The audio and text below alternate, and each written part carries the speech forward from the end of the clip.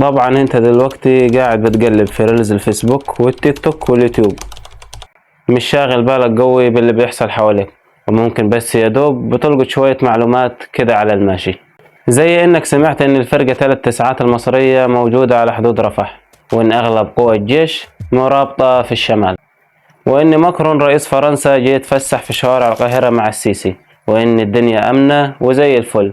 بس امريكا واسرائيل لا، مش عاجبهم الكلام ده خالص. لا، ده كمان ترامب طمعان انه يعدي من قناة السويس من غير ما يدفع اي رسوم، وكأنها بتاعته اللي اشتراها. واكيد عدى عليك خبر التحالف المصري الصيني اللي خلى الجهة التانية تشعل غضب. بس سؤالي ليك، عمرك فكرت ليه كل ده بيحصل دلوقتي؟ هقول لك على حاجة يمكن تكون مخدتش بالك منها. في صمت غريب ومريب إسرائيل بدأت تتحرك ناحية سوريا. أيوة، ما هو الزحف الإسرائيلي لسوريا بدأ من زمان، بس إحنا كنا مشغولين شوية. سوريا اللي كانت عاملة زي الشوكة في حلق إسرائيل اتكسرت حبتين، وكل ده ما حصلش عشوائي، لأ ده كان محسوب بالملي. أي ميليشيات ضربت في سوريا وأي ضربة جوية من إسرائيل كانت محسوبة بالتكة. في الفيديو ده هشرح لك الوضع بيتقسم إزاي، تعال أحكي لك.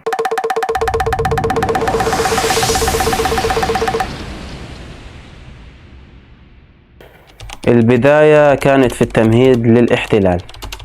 سنة 2011 بدأت الثورة السورية. سوريا كانت في حالة فوضى جديدة، إسرائيل كانت بتتفرج في حالة صمت، وأحيانا كانت بتدخل تعمل غارات جوية على مواقع إيرانية في سوريا.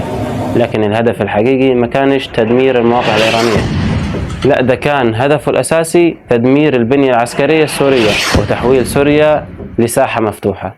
الجزء الثاني التمدد الهادئ.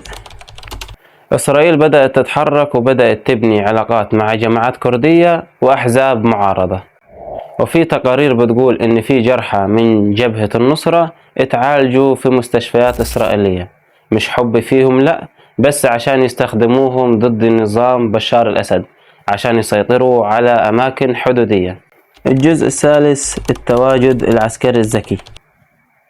الاحتلال دلوقتي مش لازم يكون بجنود على الأرض، لا ده إسرائيل عندها طيارات بتضرب في دمشق وفي الأجواء اللبنانية، وكمان عندها عملاء في كل شبر من سوريا.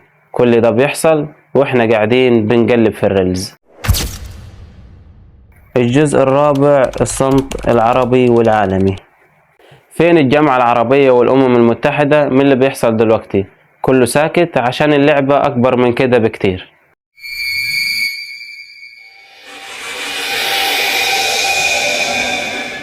الكيان بيشتغل بذكاء وبيشتغل على المدى الطويل، عايز سوريا تفضل مصابة ومجروحة زي ما هي عشان الجولاني يفضل ماسك الحكم، وعشان تفضل هي محافظة على حدودها في الشمال ومحدش يقرب منها تاني. الناحية الزحف الإسرائيلي لسوريا ما كانش موضوع معقد، لا ده مشروع بقاله سنين طويلة، وسوريا كانت البداية وممكن ما تكونش النهاية.